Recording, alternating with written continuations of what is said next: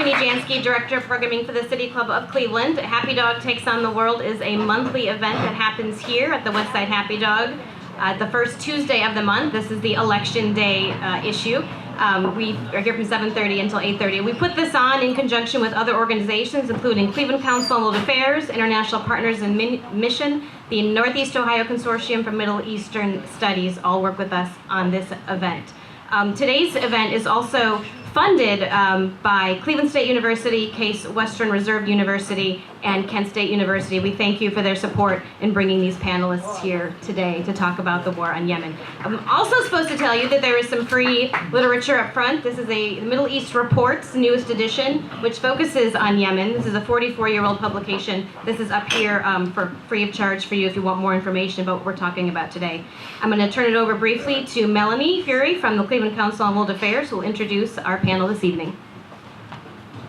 Hi everyone, my name is Melanie Fury and I'm the Manager of Programming for the Cleveland Council on World Affairs, and we're very excited to be here tonight and be an event partner on this great event. Just a few more housekeeping points. Next month, December, our topic is going to be the UN Sustainable Development Goals, and it will be our last Happy Dog of the year. And we will be taking January off. Since it falls so close to the holidays, we decided to take a break, but we will be back in February, so we hope to see you all back here then. And with that, I'll turn it over to Tony Ganser of WCPN, who will introduce our panelists. Thank you. Thank you. Thank you. So I am Tony Ganser from 90.3, and I say this at the beginning of every event, and I mean it. The best part is your question. So we're going to talk and try to give you a basis that you can work from just to know what's going on in Yemen. But then really feel free to come up and ask a question, and our panelists will answer it the best we can. So I'd like our panelists actually to say a few words about yourselves before we start. Sheila, please. So I'm Sheila Carapico. Can you hear me okay? No. Oh. All right. Sheila Carapico. I'm from the University of Richmond. I'm like a Yemen expert. I've been going there. The first time was 1992, which gives you an idea. Excuse me, 1972, which gives you an idea how old I am.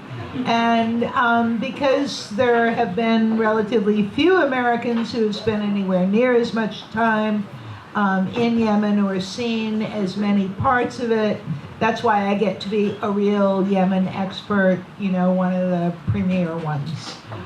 So that's why they invited me to join you here. I'm from Richmond, Virginia. Pete. I'm Pete Moore from the Department of Political Science at Case Western Reserve. And we are really fortunate to have Sheila Carapico here. She really is. Yemen is it's a big country, it's very important, it's complex, and there's not a lot of people in North America or Europe that really can say that they're experts. It's not an easy country to do research in.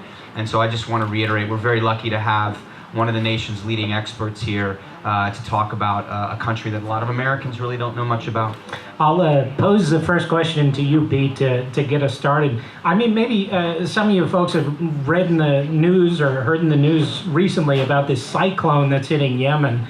And that's certainly something that's affecting a country that's already facing a tough humanitarian crisis. But we don't hear much from Yemen. I mean, why don't we hear much about that country, which really does have such importance in the region? Well, sadly, Yemen is a poor country, and we don't hear a lot about poor countries usually. Yemen, if we had to analogize a Western Hemispheric country, Haiti would come close to a country that has the same kind of socioeconomic problems. Yemen is very large. It's relatively inaccessible. It's not. It's on the southern tip of the Arabian Peninsula, so it's not usually on the way to other places. We hear a lot, for instance, about Syrians and Iraqis and Afghanis today that are flowing into Europe. Yemenis don't have the ability to get out that easily. Also, Yemen is a country that would have been talked a lot more about during the Cold War. There was a civil war there. The Soviet Union backed one side, the Americans and the Saudis backed another. And then, unfortunately, what we know of Yemen in popular American discourse over the last 10 to 15 years has been associated either with the war on terrorism or Osama bin Laden, because, as Sheila said earlier today at Cleveland State, it's referred to as his ancestral home, which doesn't really mean much. Sheila's ancestral home is Italy. So it's one of these countries that really only gets attention when there's something horrific that's going on, or there's issues there that directly affect, at least in the perception of Washington, directly affect U.S. Foreign policy. And then I think the other reason that we don't hear a lot about Yemen is that Yemen is a very contested state within the region. Right now, as we'll talk about, there's a number of different countries that are involved there. And for a lot of interests, they don't want Yemen to be on the front page because of the destruction, because of the fighting. Major powers would rather Yemen not make humanitarian news or be a subject at the Security Council. You talk about Yemen only kind of coming into our consciousness when something happens. You think about the USS Cole bombing, for example. That is a serious event which made headlines all over. Americans care. It directly affected Americans. But also the so-called Arab uprisings. We also have Yemen kind of grouped in with that movement, Sheila. Can you talk about where Yemen is now, I guess, and what are some of the things we're missing? We may have heard about the Arab uprisings and how it fits in, but how's that developed since? Yeah, I mean, just a quick sidelight on that, on the how Yemen is unknown. I don't know how many of you remember I never saw it, but there was a famous Seinfeld episode where the guy was trying to escape his girlfriend, and in order to do so, he said, well, I'm going to Yemen, which was kind of, code for I'm leaving the universe. Going off the edge of the earth, and the directors of the show didn't intend the political irony there, but those of us who had been living in Yemen, for instance, or God forbid were Yemeni, really noticed that as a kind of, the Arab uprisings. I mean, I personally was living in Cairo at the time and was in the Tahrir Square when the uprising occurred. It was surprising in Tunisia. It was surprising to some extent in Egypt, although we could kind of feel it coming. It wasn't really surprising in Yemen because, people were so dissatisfied with so much bad governance and so much, poverty and social dislocation for a long time. But the Yemenis, for the first, 9 months from February or March of 2011, there was this huge youth uprising they call themselves the Peaceful Youth, and they sustained peaceful demonstrations in the streets for months and months and months and months on end. The women were particularly active, more notably than in any of the other Arab uprisings. There was a Yemeni woman, Tawakkol Karman, who's a complicated character, I might add, but who won the Nobel Peace Prize that year for leadership of the uprisings. It was really, and it was, dancing and singing and poetry and, a really kind of righteous uprising that captured a little bit of world attention, but very little American attention. I think for some of the reasons that Pete alluded to, including the fact that, it's a very poor country. It borders the Red Sea and the Indian Ocean rather than the Mediterranean. It's the kind of poor underbelly of the Arabian Peninsula, which is otherwise known for its oil wealth. And frankly, also it's, for decades now, the American policy towards Yemen has been that, Saudi Arabia, the Kingdom of Saudi Arabia, and the other oil-producing or petroleum product producing countries of the Gulf, the monarchies, have a kind of that they sort of own Yemen. Yeah. And that the United States would never deal with Yemen directly so much as a kind of vassal state Yeah. to Saudi Arabia and the Gulf Cooperation Yeah, it's almost like Council. there's a schizophrenia because on the one hand, the Gulf states do think they own it, right? But they're also, don't you think that they're really fearful? Because Yemen, what is it? It's like the size of California, usually. Is You know, it's as big as Syria. It's Yeah. got a population at least as much as Saudi Arabia. It's 25, 20. 25 20, million. 25, 26, 27 million, but indigenous people. Right. Unlike Saudi Arabia, which may have that many people, but they're not all Saudis. Right. A lot of them are Bangladeshis or Sri Lankans or whatever who are working there. So I mean, it's kind of like the West Virginia. But You know, it- of the This you is know, someone peninsula, from Virginia right? who. Yeah, but I'm from Richmond, right? I'm not from West Virginia. With respect to West Virginians in the Yeah, audience. with respect to West Virginians everywhere, really. But the other thing though, Sheila, is that a lot of people don't know is Yemen is deeply historical. It's a very, it's a cliche, but it's a very old country. And you find Yemenis, so we think of the Arabian Peninsula as Saudi Arabia and these Gulf states and then Yemen at the bottom. But at one time, the Arabian Peninsula was an entire place that people moved around. And so there are a lot of people in Saudi Arabia that are citizens of Saudi Arabia, or citizens of the Emirates, Right. that are actually of Call Yemeni themselves extraction. Yemeni. So it has this importance that is deeply historical, but it's also one of these countries that probably most Arabs, if you really want to go way, way, way back, they probably came, right? That A lot of people, I mean, in the rest of the peninsula and indeed in North Africa and elsewhere, they're like, we're Yemenis ancestrally. Queen of Sheba was probably a Yemeni. right. I mean, there's historical antiquity sites. And you mentioned the terrible storm that's hitting the coastline now, even as we speak. Historically, Yemen was marked on maps as Arabia Felix. So you think of the peninsula as one vast desert, but in Yemen there's very high mountains, and it faces the Indian Ocean, and they have monsoon rains. So it's always actually been the agricultural region of the peninsula. And if you look up online, for instance, pictures, I mean, there are some really verdant mountains with these incredible terraces and very green valleys. Coffee. And coffee originated in Yemen, so there's a deep history, and also it's a peasant culture. It's a place where, and also kind of as you indicated, a kind of deep and rich culture, much more frankly than the other countries of the peninsula, which have had this phenomenal oil-fueled growth. Especially since the 1970s, and these fabulous cities like Abu Dhabi with their fake islands and their skyscrapers and their air-conditioned malls with, ski slopes inside of the mall. And, Yemen, I mean, the one thing about it being unknown is it's always been open. I mean, people like me, and granted we weren't that many, but we could go anywhere.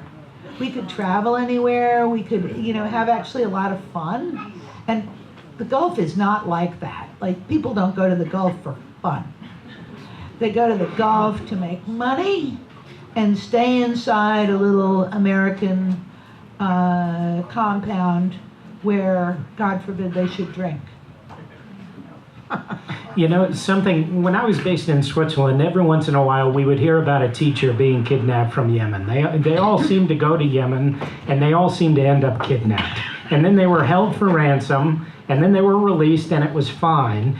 And you do hear this in Pakistan, for example, the Fatah region, that on occasion you'll have tribes or militants just kidnapping foreigners because they need financing.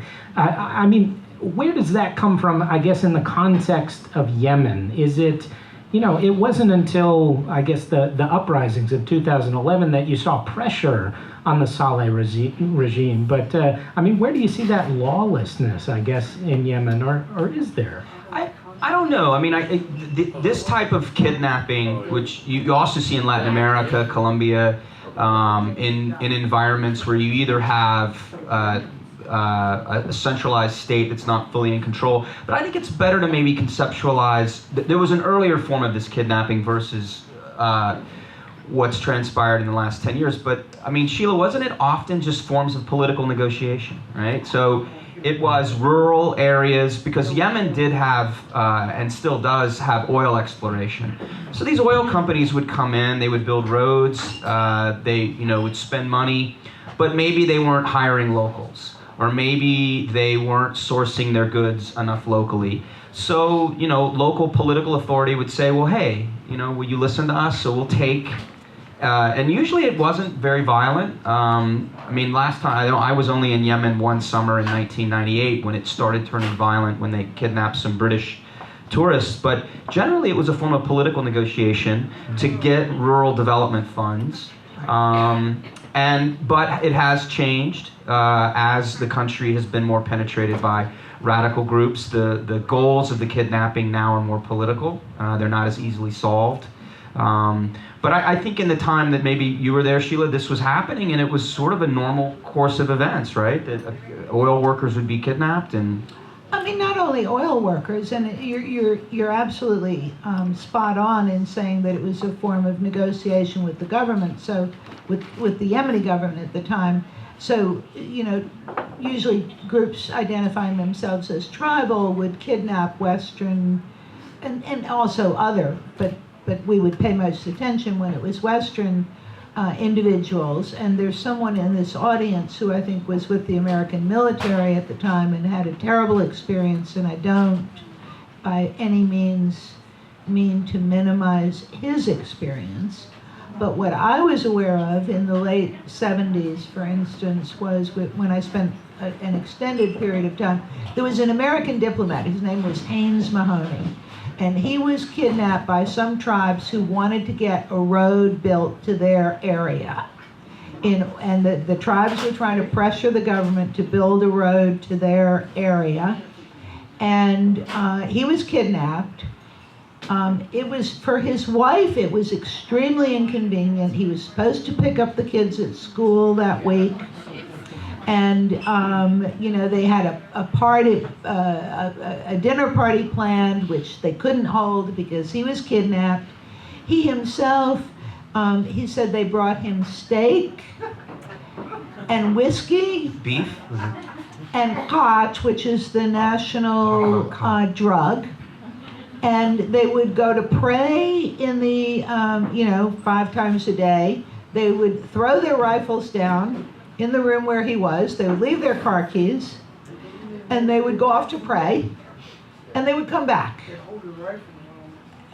And, it was for him, when he got out, which was only a week later or something like that, he was completely unscathed and really enjoying the storytelling of the thing. You can imagine. And he'd been drinking and chewing cot the entire time, which, normally for an American diplomat, they weren't supposed to chew cot. Sheila, maybe you'll tell everybody what cod is. It's a relative of the coca leaf, which is chewed very widely in Yemen, where they don't consider it to be a narcotic. It gives you the kind of buzz like too much coffee, rather than, for example, a hard drug. And it's very widely chewed. It's a popular thing. In Saudi Arabia, of course, it's completely verboten. And if you bring any into Saudi Arabia, they chop off some part of your body. But in Yemen, it's quite normal. Grandmothers do it. Politicians make political deals while chewing cot and so forth. But that was then. And you're right that since then, and the other point about the sort of lawlessness, Yemen was always kind of like the Wild West. It would be an adventuresome place to be where a lot of people are armed, but they don't shoot for no reason. So there's no random murders. If there is violence, it's, kind of got a very specific content. Things have gone downhill a lot since the late 1970s and 1980s, the period that I'm talking about. And there certainly has been, and you know, a growth of explicitly political violence and ways in which it's become much more scary. I myself, as a Western woman, never felt scared ever. Like, there's a certain degree to which the chauvinism has a flip side, which is we would never dream of harming a woman. But at the same time, even beyond the chauvinism part of that, which sounds kind of Orientalist and somewhat sexist, you know, I always felt safe. I felt like everybody was trying to protect me completely, and I personally felt safe. But the more that things became militarized, the more that that Al-Qaeda, which was predominantly organized against the Kingdom of Saudi Arabia, became active, the more that the United States became militarily involved in protecting the Saudi kingdom against its own dissidents in Saudi Arabia, the more that it became dangerous for Americans and other Westerners, so that the kidnappings would not be kind of cute and funny, like this guy Haynes O'Mahony Haynes Mahoney, I just made his name into Arabic, Haynes Mahoney, you know, with the steak and the cot and the whiskey. It became more dangerous and more and darker. Yeah, and just a quick point. Yemen is one of the most armed. It's like the NRA's wet dream. It's like one of the most armed countries in the world. Really, personal weapons. Yeah, I have pictures of myself sitting at lunch with a bunch of guys, all of whom are holding, you sit on the floor, and they've all got their bazooka launchers right next to them at lunch. And it just never kind of bothered me. Which, you know, like, I'm a girl from Richmond, Virginia. Yes, but as we've talked about, no comment. But as we've talked about, things have changed dramatically, and if we can start to pick apart, because, you know, to use a word which was used famously, it seems to be a quagmire now. That you have the Houthi rebels, who we've heard in the news recently, Al-Qaeda in the Arabian Peninsula. It seems like this giant power struggle now, but for what? I don't know even how to start to pick apart where we are politically and in power dynamics in Yemen now. Where do you want to start? You're the expert. There are multiple sides. Yeah. There are multiple sides. And I'll let Sheila talk more about the sides inside the country, but I'll just briefly comment on the Saudi and Emirati role. We have a new leadership in the two leading Gulf countries in Saudi Arabia and the Emirates, new leadership in the ruling families. For whatever reasons, this new leadership has decided to be much more aggressive in its foreign policy. So traditionally, the Saudis and the Emiratis used money to buy off allies in a place like Saudi Arabia, or they would try to convince the Americans to do something similar. And now we've seen a line crossed for the first time. The Saudis and the Emiratis have combat units in Yemen to depose the groups that they don't like, that Sheila will talk about. And the United States, by virtue of our relationship with the Saudis and the Emiratis, although we don't know a lot of information about it, the Pentagon has admitted that they're helping out through a variety of support operations, the Saudi and Emirati military. And so in one sense, it is sort of a regional proxy war, similar to what's going on in Syria. And that complicates a lot of that complicates efforts towards resolution, because you have a lot of groups now that have have something at stake in the fight. Okay, well, you asked earlier about the 2011 uprising. Yeah. So, millions of Yemenis from across the political spectrum, overwhelmingly under the age of 30, which of course the overwhelming population is under the age of 30, rose up because they were sick and tired of 30 years of dictatorship from this guy, Ali Abdullah Saleh, who I was there when he came into power in the late 70s. He couldn't speak Arabic. He couldn't speak proper Arabic. He was illiterate. But he managed to get into power, and he was clever, not smart, but clever, and he stayed in for all these years corrupt and, just driving the country into the ground. So eventually people get sick of this, right? And they rise up, and there's this peaceful uprising again with the women and the flowers and the songs and so forth and so on. And the kingdoms of the Gulf, they were panicked over. They were very worried about the uprising in Tunisia. They were very, very worried about the uprising in Egypt. They were even more concerned about the uprising in Syria, and there was the one in Bahrain, which they put down with tanks. Didn't last very long. But the uprising in Yemen was really terrifying to the royal families of the Gulf Cooperation Council, particularly Saudi Arabia, because it's on their doorstep, and it's where the most people in the whole peninsula are. So they stepped in. They said, we have a plan for Yemen. It's called the Gulf Cooperation Council Initiative. That was what it became known as. And what we're going to do is we're going to pay the dictator to leave, and we're going to grant him immunity and leave him in the country with his armed forces intact, and leave him in charge of the ruling party, but give the presidency to his hand-picked vice president. And of course, he hand-picked this vice president because the guy is an idiot, with no legitimacy, no charisma, no domestic following. We're going to create this, we're going to name that guy as the new president. And so they hold an election in which 20 people voted. Well, that's a slight exaggeration, but it wasn't an election because they only had one candidate, and it was a foregone conclusion. And then they said, okay, now he's the president, and we're going to manage the transition. And then, so they created this transitional period which went on and on and on with no resolution until finally one group, these Houthi guys, were and then the final straw was that international donors, including the World Bank, were and by the way, you're under an economic austerity program, because this is the poorest country in the region. People are barely making it.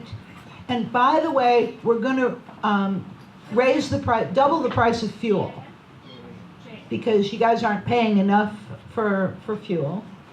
And so these Houthi guys, they say no, and they stage a protest. And the transitional government starts shooting at them, and the Houthi guys start just marching. And the armed forces don't resist them, because actually they don't resist them. And they march to Sana'a, and this transitional president, his name is Abdurabuh Mansour Hadi, he's oh my God, I'm so afraid of these guys. So he runs away. And he runs out of the capital, and he runs to another city, and then they follow him down there, and then he runs to Riyadh. And he says, please help restore my legitimate government. And the Saudis say, okay, we'll take all our vast arsenal of American-supplied air power and bomb the bejesus out of your country until we get to decide who's going to be president. And that's what's been going on now for 7 months. That the Saudis have been bombing. And I'm not in favor of these Houthi guys, who are also supported by the deposed president, the one that was there for 30 years. They're misbehaving, and nobody wants them. But there's no excuse for the level of Saudi aggression against their poverty-stricken neighbor. And there's furthermore no excuse for the United States, the Obama administration, Britain, France, Germany, and Canada to be continually rearming, I'm sorry to be so shrill, but to continually during this period rearming the filthy rich, venial, misogynist, undemocratic kingdoms of the Gulf in their merciless bombardment of the poorest country in the region, which they are trying to destroy. destroy. But Sheila, you forgot. I know. But let's give. You didn't mention the I word. Oh, Iran. Okay. Oh, right. I'm sorry. So, Iranian press TV, which if you want to find unreliable source of news, I do encourage you to Google it. Okay, so Iranian press TV loves these Houthi guys. They actually, until recently, they said they were all infidels. They weren't true Shia, because they're not true Shia. But recently, they've decided that they are, in fact, our Shia brethren, and standing up against the Kingdom of Saudi Arabia. So press TV out of Iran, which again is like the most, I just as soon watch North Korean TV as Iranian TV. But, the press in the U.S., and particularly the Gulf-sponsored press, which there's a lot of money that is spent by Saudi Arabia and the other Gulf kingdoms to produce a propaganda machine. And that propaganda machine, every time they say Houthi, they say Iranian-backed Houthis, by which they mean press TV backs the Houthis. Not that they have any weapons, there are military experts who have been searching for Iranian weapons wielded by these Houthis. Nobody's found anything. They've been searching for pictures of Iranians supporting the Houthis. Nothing has surfaced. There's been phone records. How many phone calls are there between Yemen and Iran? And it's like nothing. 30. Right. And if you zoom out, like the contrast is Syria. Right. So in Syria, we have Iranian units and advisors, and the Iranians are very open about this. But the Saudis and the Emiratis and to a certain extent Washington have been arguing that the Houthis are a puppet of Iran. Iran. This is part of a larger geostrategic, conflict that they're fighting. And I think you're right. There's a lot of questions as to the extent to which the Houthis are a pawn. Necessarily. No, actually, I'm sorry, but there aren't actually any questions. It's really not a question. It's an allegation, versus the complete absence of evidence. And I sound shrill, but believe me, there are people who are really serious military analysts looking for this evidence, and they can't find it. So the fact that the Saudis claim that they're bombing Yemen in order to combat Iran, honestly, then bomb Iran. Hello? That's going too far. I'm not advocating that. I'm just saying that, to claim that you're destroying a poor neighbor because Iranian press TV is voting for is rooting for the insurgency is not legitimate. And what makes me so angry is the extent to which, and it's not everybody in the American press, but the majority, particularly of people who are just general reporters, and they really don't know anything about it. And so they just keep repeating the Iranian-backed, so Saudi Arabia is bombing the Iranian-backed Houthis, but they're not. They're bombing civilian populations who, for now 7 months, have been deprived of electricity, water, medicine, and food. And guess what? Electricity, water, medicine, and food are what people need to live. Yeah, a good example is the bombing of the Doctors Without Borders hospital in Afghanistan, which got a lot of American press and did result in a U.S. military investigation, which Doctors Without Borders is not happy with, but at least the U.S. military has responded. Similarly, the Saudis have evidently bombed a similar hospital, Doctors Without Borders, in northern Yemen, and there's nothing. There's no American-led effort for an investigation. And I think these contrasts show, really important political lines that are being drawn. What I read that from 2004 to 2010, the Houthi rebels rose up 6 times. And yet this time, now it's gone totally off the edge. I mean, obviously there was a regime change with Saleh. Obviously we had changes in foreign policy with the Saudis that we spoke of, but is that it? Is that the only reason why this uprising was different from the 6 previous? I think Sheila put her finger on it. I mean, the last uprising corresponded with the peaceful uprisings of 2011. So it was an opportunity for one. And then, as she said, Saleh steps down. He's not happy with the agreement. And so he ends up becoming allied with the very groups that he was fighting with now. And that explains part of it. And the other issue that doesn't get a lot of U.S. press coverage is that the U.S. military has taken a lot of justified criticism in the failure to train various units in Iraq and Afghanistan. Well, we now have in Yemen Saudi and Emirati military trained by the U.S. military fighting Abdul Saleh's sort of what's left of his military trained by the U.S. And this is in a weird way. I can't think of another precedent where even during the Cold War you had 2 American trained militaries basically going at it. Now, they're that's producing a lot of this civilian casualties and the destruction of the infrastructure. But, and this is, I don't mean to be flippant about this, but this is one area that the U.S. military actually has been successful in training these militaries. They're loyal and they're carrying out combat far from their home in the case of the Saudis and the Emiratis. So it's, it has a sad irony to it. I want to get to your questions, so if you have questions, feel free to come up to this microphone and line up, and we'll try to get to you in order. I will ask one more question, though. We need to mention Al-Qaeda in Yemen because it is a player. I have this story here.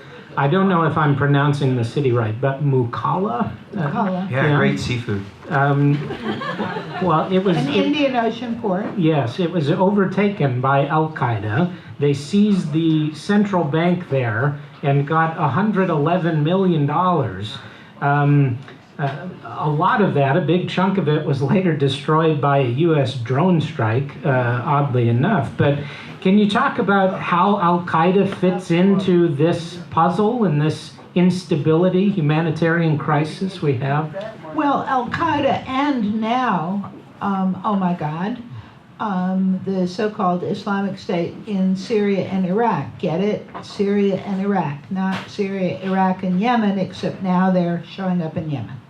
So, okay, so here's the part that, any innocent American news consumer would be expected to be like, wait, I must be misunderstanding. Because, so the Saudis are bombing Yemen because they say that the Houthis are backed by Iran. And the Houthis are fighting against Al-Qaeda. So the Houthis are fighting against Al-Qaeda, the Saudis are fighting against the Houthis, and the Houthis are fighting against Al-Qaeda.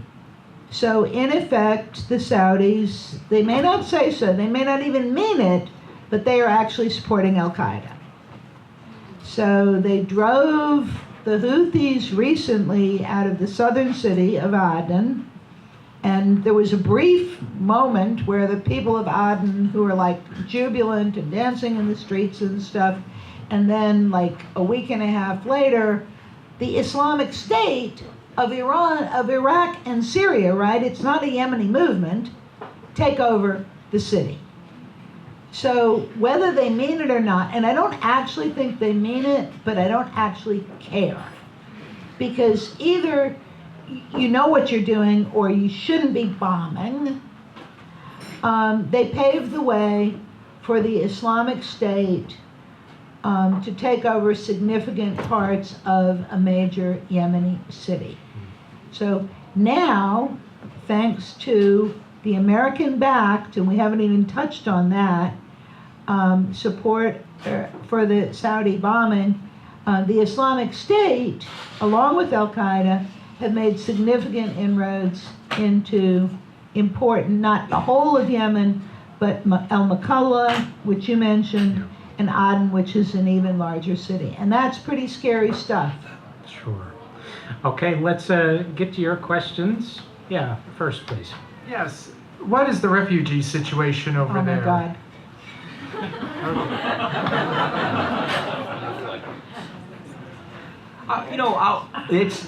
She will talk. There's a lot of displaced Yemenis, and because of the topography and the geography and the location of the country, it's not easy to get out. But do we know very much, Sheila, about the human? I mean, do we have, besides Doctors Without Borders, do we have a significant UN presence that is registering? Oh, yeah. So they are registering the internally displaced. Yeah, and there's the whole area where the Houthis originated from, which amounts to like Ohio, which the Saudis have declared. They're studying the Israeli tactics, and of course the Israelis are so professional.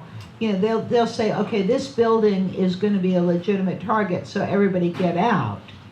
And the Saudis have taken that to a new level and said, okay, this governorate, this state, Free fire zone. is a free fire zone, so everybody get out. That's how the Médecins Sans Frontières thing happened, because they maintain a hospital in a whole governorate, okay, a whole state that the Saudis have declared to be a free fire zone. Internally displaced, the UN, Oxfam, Médecins Sans Frontières, other organizations are documenting, hundreds of thousands of people displaced from their homes. As I said earlier today, Yemenis are now fleeing to Somalia. And, Somalis have been fleeing to Yemen. I mean, there are huge refugee camps for Somalis in Yemen. And now Yemenis are fleeing to Somalia, trying to have refuge, because there's no place else they can go. So the Saudi border is closed, even to people who are on the Saudi side, bless their hearts. The Omani border is barely open. The airports are closed. The ports are closed.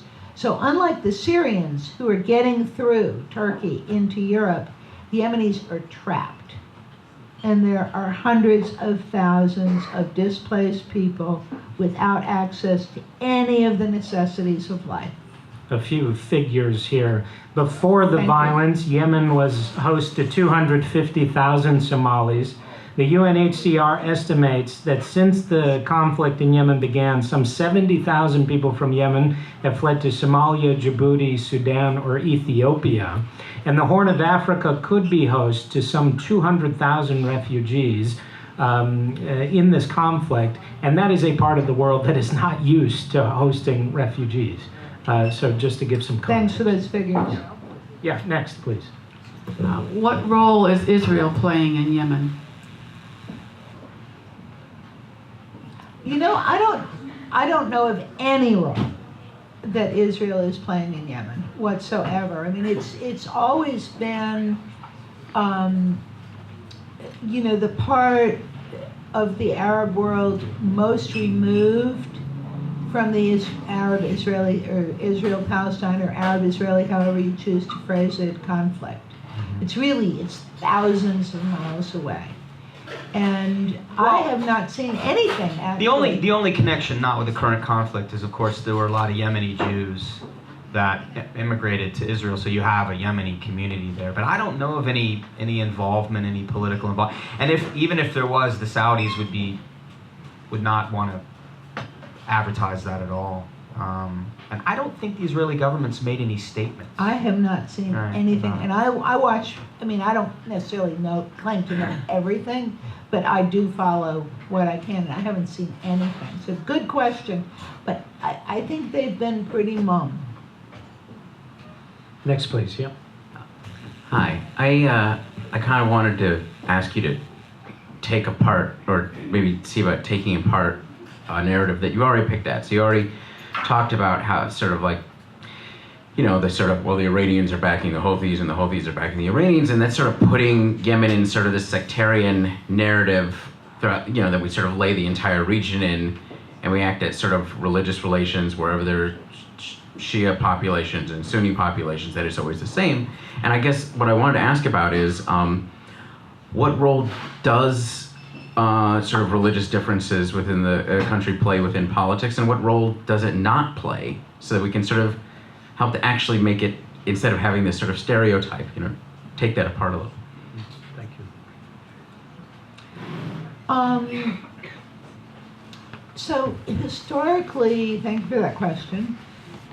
Historically, there is a sectarian divide in Yemen between the Zaidi and the Shafi'i. And the Zaydis are nominally Shia, although as I mentioned in passing, they're not the Twelver Shia of Iran.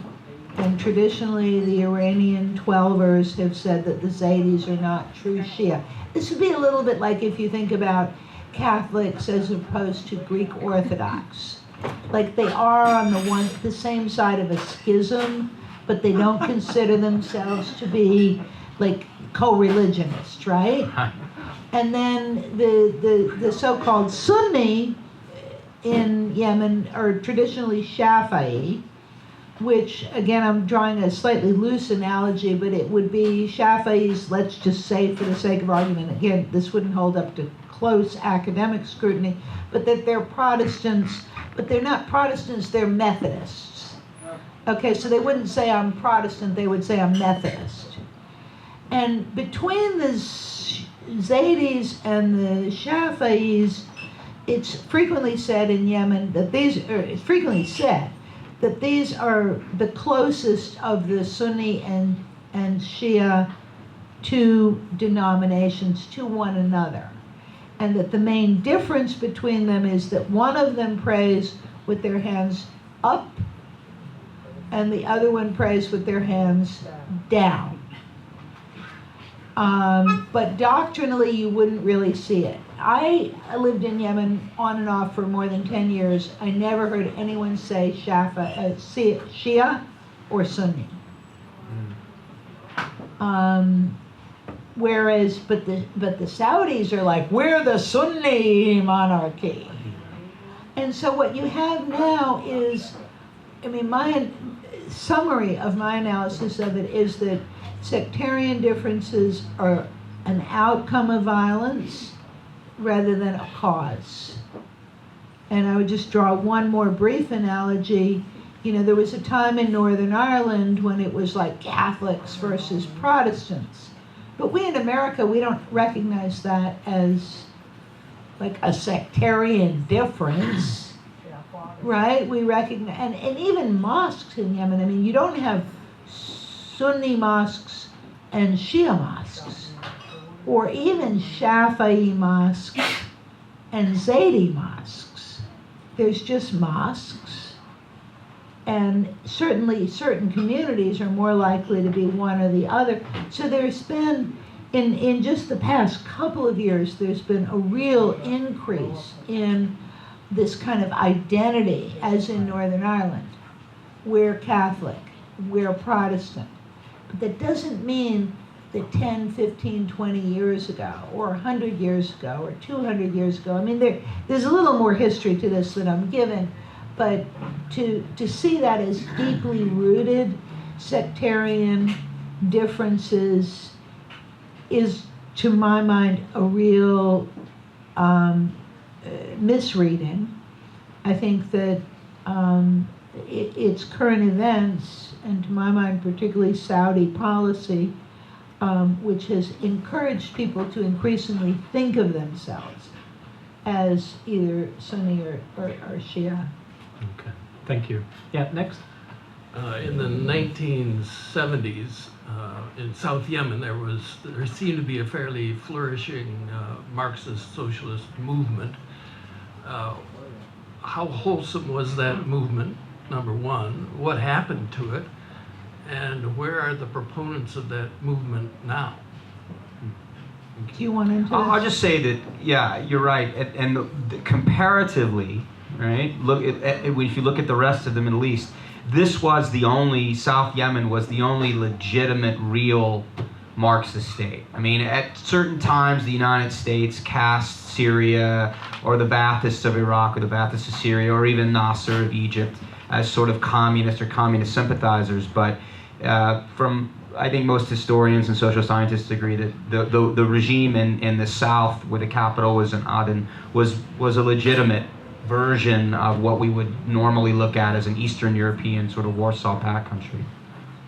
Yeah, and so, I mean, for those of you who, unlike the questioner, who obviously knows some Yemeni history, so South Yemen was a British colony.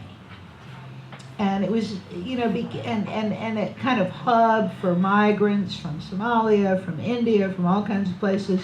And they eventually had this Marxist revolution and declared the People's Democratic Republic of Yemen, which was also known as South Yemen, which is extremely secular and socialist. You know, so there was like, I mean, you know, women judges and members of parliament and physicians, and nobody wore the veil and stuff. And, you know, I mean, it kind of imploded on itself, so I don't want to over-romanticize it. But this is the group, I mean,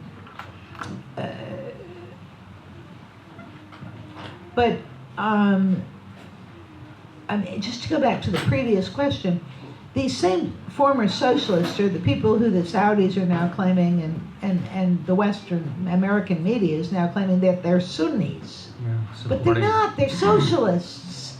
Like, there's a huge difference between being Sunni and being socialist.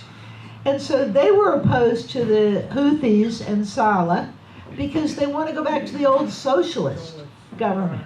So in 1990, the northern government under Ali Abdullah Saleh and the kind of failed socialist state at the end of the Soviet Union unified.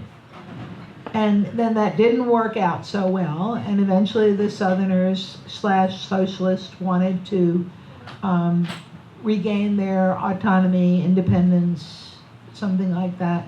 So, I mean, that is probably a more salient source of actual felt conflict within the country than the narrative of Sunni versus Shia, which we, with the help of the Saudis and the Iranians, have superimposed on it. And thank you very much for that question. I hope I gave a decent answer. I mean, it's still a socialist party based in the South, right? You know, there's a socialist party with followers in the North. Yeah. Who, you know, have all sorts of other agendas like gender rights, workers' rights, decent judiciary, things that have been denied, you know, under the Saleh administration are now being quashed. Next question. Yeah. Anyone? Great question so far, by the way, like, wow, folks. Hello, can you hear me? Yeah. I'm Daniel A. Warden. I'm a 19 Delta Cav Combat Specialist, Special Forces Green Beret. Okay? I was held captive in Saudi Arabia for 6 months. Beaten, tortured, and it was bad. So anyway, what I want to say is, you know, I don't know why these people over there fighting. I don't know why they're doing it from. But why can't we send specialized units over there? And we got the capability. We got the capability to stop them from doing the shit they're doing. I'm a trained Army Special Forces, Ranger, Combat Specialist.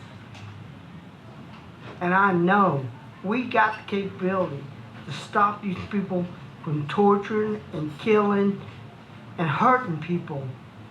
Why the hell doesn't our government send these people over there to stop this shit? Thank you for the question.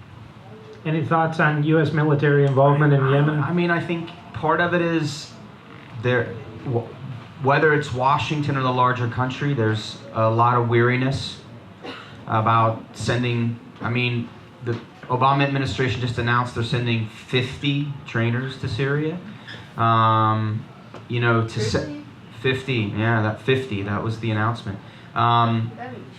Yeah, I don't disagree. I mean, I think there's a big political difficulty in the United States about this right now. It's election year. The Obama administration's has been clear that they don't want to send troops. They don't want to get deeper involved. And frankly, if the Emiratis and the Saudis, whether they're skilled or not, or whether they're effective, if they're doing this and the United States can provide combat support in the background, it's politically more acceptable. And I guess from the Obama administration's perspective, that it limits the amount of, increased mission. And it might also be because the Saudis and the Emiratis think they can do it themselves. And they don't want, because the idea of having American military troops anywhere in the Middle East right now is unpopular. And so if I'm, looking at this from Riyadh's perspective, I would probably not want the Americans to be involved, at least overtly, because it would make it unpopular. It would make it unpopular at home, and it would make it even more unpopular in Yemen. Unpopular about getting killed. Yeah, no, I don't disagree. Just another figure. The United States gave Yemen $1.2 billion in military and police aid from the USS Cole bombing in 2000 to 2011. Not a lot when seen in the context of Egypt, for example, but that has gone to Yemen before the recent crisis. Next question. Well, but no, actually, just one more point on that, please. because the Obama administration, more than the Bush administration before it, I mean, has been actively engaged in Yemen in what is known as the drone war, Right. targeting suspected, or in a few cases, actual al-Qaeda operatives, including the killing of more than one American citizen, but the best known one is Anwar al-Awlaki, and then his 16-year-old son, and a couple of others. And on some level, I agree with the question that the United States has incredible military capabilities, but on the other hand, the targeting in Yemen during the Obama administration has included both targeting of known people, like these American citizens, but also the so-called signature strikes, where armed guys in a pickup truck look like terrorists, and so let's shoot them. And then the policy has been that unless they are proven posthumously to have been innocent, we will assume them to have been terrorists. I mean, this is not the way the most sophisticated, advanced military in the world conducts warfare. Well, if they're driving through... No, I'm sorry, but everybody in Yemen is armed, and they drive around in pickup trucks. That doesn't prove they're terrorists. We're almost out of time. Thank you. Yes, we want to get to all of the questions we have here. Next question, please. Yes. Hi. Yeah, I was just wondering if you could talk a little bit about the peace talks that are supposed to be coming up this month. And despite the fact that there are peace talks, the coalition forces seem to be increasing their attacks leading up to the event. I was wondering if you could just touch on that a bit. So-called peace talks. Yeah. Question. Yeah, I mean, I think partially I'll just add, I think this is connected to Syria, right? We also have attempted peace talks in Syria, and there has been some speculation that the Obama administration is a lot more quiet on Yemen regarding human rights violations and in general because the U.S. Or Washington is really going to press the Saudis on Syria. In other words, they're going to force the Saudis to sit down with the Iranians, which they just did, or they're going to make the Saudis swallow a type of solution in Syria that the Saudis don't want, and so the payoff is that the United States will not put so much pressure on Yemen. But the real question is, if the Saudis and the Emiratis want to march on Sana'a to take this city, that's going to be extremely messy. And so then the question is, maybe we're at a point where they would entertain peace negotiations, but these things aren't connected in the region because the Saudis and the everybody's involved, or most everybody is involved in both of these countries. All right. Yeah, I mean, I would add quickly to that I mean, there have been several so-called peace overtures or negotiation overtures that have amounted to basically the Saudis calling on their opponents to surrender. But also that, I mean, it's typical that as peace negotiate anywhere, Vietnam, anywhere, that as peace negotiations are complicated, the warfare tends to intensify. So the scary part is that if anyone is serious about negotiations, that means that they're going to push much harder for for military advantage in advance of the negotiations. So we're looking at a lot more warfare in Sana'a in the next couple of weeks. A couple more questions, yeah. Hi, so like you've alluded to, Yemen did experience like an essentially non-functional government for about 30 years. And then in the late 90s, there was the election of Ali Saleh, but there was like a lot of vibrant political participation in that election. And then there was also the decennial celebration in 2000, in which there was also a lot of participation. So everyone kind of knew that the government was non-functional, but they were still willing to participate in the government. So when did that kind of change, and when did people kind of say that they'd had enough and kind of lead up to the uprisings? Thank you. Oh, that's my student. She just. Thank you very much. I mean, you know, the book I wrote about Yemen was called Civil Society in Yemen, and I mean, I think from the 60s in the South under the colonial period, in the 70s in the North, and in the 90s after unification.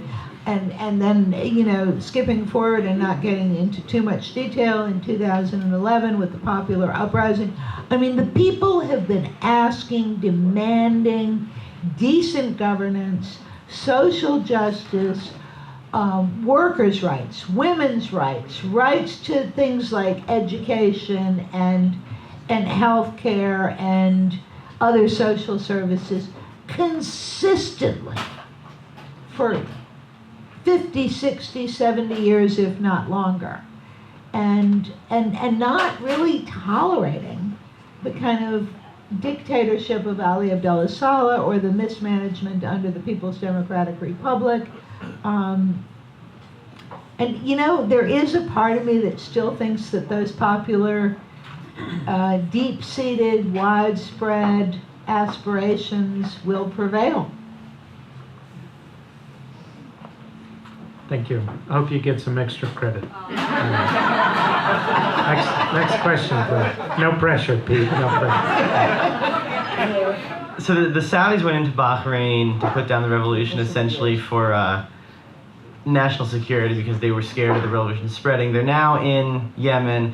They're supporting Ali Abdullah Saleh's handpicked successor. They're fighting against the people who support Saleh. What do you think? I mean, what are they there for? Are they there to, do they want a real government? Do they want this guy as a puppet president? Or do they just want to take over? Because they're not just there to destroy a country. So what's their end goal? I mean, I think the destruction is just the cost of doing business for them. But I think Sheila alluded to it earlier, which is they want to control who gets to call the shots in Yemen. And I think that's part of it. I think the other part of it is that both the Emirates and Saudis have seen a new generation of leadership come up. A leadership which is not well known. The current defense minister in Saudi Arabia is a very young guy who's never left the country. We have a new king. We have a new crown prince in Abu Dhabi. And at least through the WikiLeaks statements, this crown prince in the Emirates is very aggressive. He's very focused on Iran. And I think this is important to understand. I really do believe that the leadership, the ruling families in Saudi Arabia and the Emirates genuinely fear the Iranians. I think that fear is exaggerated, but I think that they really do think that this is a battle for control of their neighborhood. And I think the other thing is, and we can't underestimate this, the 2011 uprisings scared the heck out of all of these regimes. And a time-honored tactic is when you have problems at home, come up with something outside to divert attention. And from all of the press that we get on, and it's limited on Saudi Arabia in terms of public opinion. I think that a lot of Saudis have bought into this. They're scared. They think the Iranians are at the door. They're worried about Yemen being so populist and under the control of this, what they see as an aggressive enemy. So I think it's both domestic and it's international that's feeding into this. But the key thing, the sort of idiosyncratic variable, is we have new, young individuals in these ruling families that are calling the shots, and this is a big generational change. And at least to this point, the Europeans and the United States have not played a mollifying role. A role that says, look, calm down.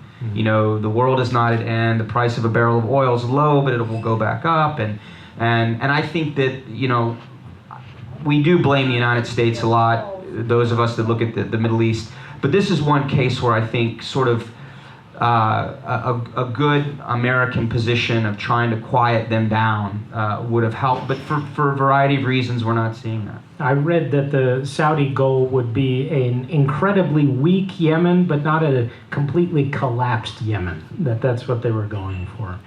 Last question, yeah. Hi, thank you so much for your comments tonight. My question is about the just enormous population in Yemen and the land's ability to handle that size of population.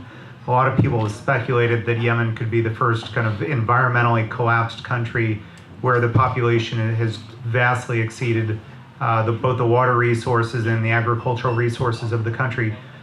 To what extent is that in fact happening, and to what extent is the population pressure on the resources a cause of conflict? Excellent question for Yemen, for Syria, for other places. I mean, Yemen has been, widely mentioned. Sana'a, which is at the elevation of, I think, Denver. I mean, so it's very high, huh? Yeah, it's way very, up there. very high. It affects you when you're there. And you feel it. Although again, I mean, Yemen is actually, relative to the rest of the peninsula, it actually gets more rainfall. Although the coast is very dry. I mean, the highlands capture the monsoons and so forth. But Sana'a has been widely reported to be the first capital of any country in the world that's going to run out of water. And it is going to run out of water. And it's unlike Kuwait or the countries of the Gulf, which have resorted to desalination projects in order to, create water resources, drinking and agriculture, drinking primarily, but other, uses. Yemen cannot afford that. And so that's been a huge, huge issue. And of course, population growth is very high in any country that's very poor. Population growth tends to be very high. People don't expect their kids to live, so they have as many as they can. And then, modest increases in medical facilities actually allow more children to live, and so you get these astronomical population growth rates, and that's been going on in Yemen for at least a generation. And then now, of course, the destruction from the aerial bombardment of irrigation systems, of terraces, of traditional means of water harvesting has made it even more acute. And, I'm not sure this is exactly the thrust of your question, but since we're coming to the end, I'll say that, one of the things that this war is it has created, and we haven't emphasized this, I haven't, this incredible humanitarian disaster. And there was already an ecological disaster in the making, and now we have this humanitarian disaster on top of it. And it will be incumbent upon the U.S. and particularly upon these wealthy Gulf monarchies to somehow rebuild and reconstitute.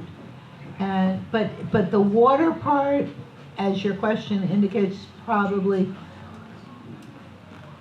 I don't know, there's some really hard things to solve, but the water part is one of the hardest.